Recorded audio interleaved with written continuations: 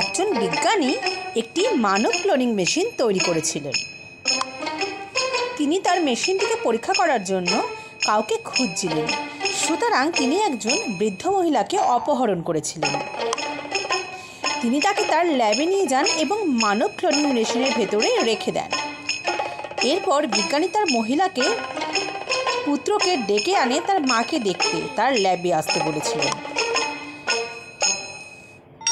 লোকটি ল্যাবে গিয়েছিলেন, কিন্তু সেখানে অলরেডি তার মায়ের মতো আরও 3 জন ছিল এবং সে কিছুতেই বুঝতে পারছিল না তার আসল মা কোনটি, কারণ বিজ্ঞানী ততক্ষণে তার মায়ের ক্লোন বানিয়ে ফেলেছিল। এবার তোমরা বলো বন্ধুরা যে তার আসল মাকে? এ, বি, সি না ডি?